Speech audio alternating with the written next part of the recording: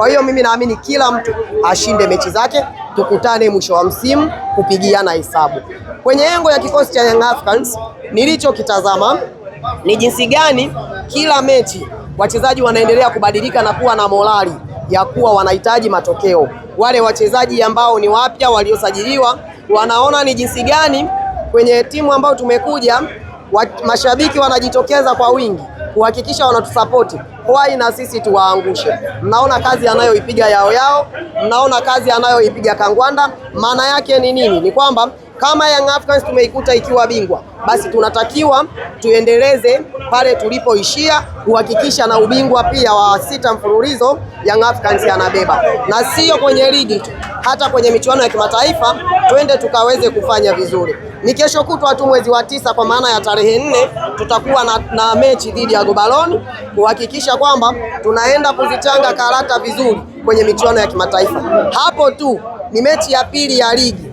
Ukijumlisha mechi ya dabi ya ngao ya jamii ni mechi 3 zimeanza kupeleka milio kwenye timu pinzani, na hii ni trailer. Mkanda ukikamilika, kuna watu wataanza kushikana uchawi, kuna watu wataanza kuwafukuza viongozi wao wakisema hawastahili.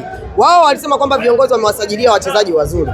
Leo hii wanaanza kutukana mchezaji mmoja baada ya mwingine, Mimi natoa pongezi kwa uongozi wa Young Africans, natoa pongezi kwa kabineti ya Young Africans, natoa pongezi kwa benchi la ufundi la Young Africans, natoa pongezi kwa wachezaji wa Young Africans na hata kwa mashabiki ambao wanajitokeza bila kukata tamaa kuhakikisha wanaisupport timu yao ili iweze kupata matokeo mazuri, wao wakiwa kama mchezaji wa 12.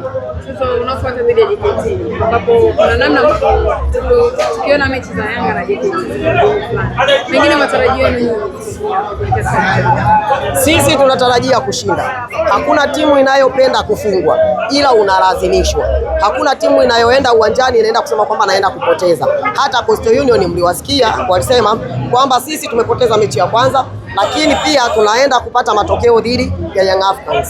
Lakini umahiri wa wachezaji wa Young Africans na ubora wa wachezaji wa Young Africans na ubora wa benchi la ufundi la Young Africans unaweza kusoma mchezo dakika za mwanzo, aidha dakika 15 mpaka 20 au 30, hata ikibidi dakika 45 zote zile za kipindi cha kwanza, ili kipindi cha pili atakaporudi aweze kurudi na mabadiliko kwa yatakayokuwa na impact ili aweze kunufaika nayo. Huyo namzungumzia kocha wa Young Africans kwa maana ya Mangoba Mniti, ili aweze kuleta impact kwenye timu yake na mwisho wa dakika 90 aweze kuwa ameondoka na alama 3 ambazo ni muhimu.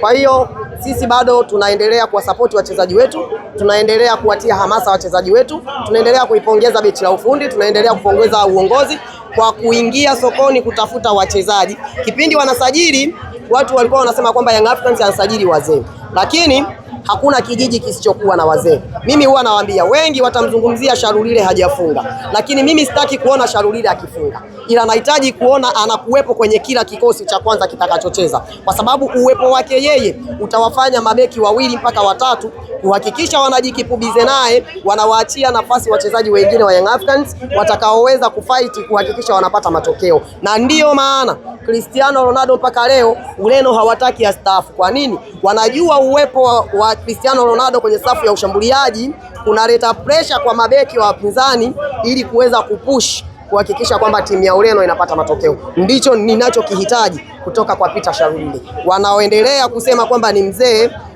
waendelee kusema ni mzee, lakini tukutane mwisho wa hesabu ambao utakuwa ni mwisho wa msimu.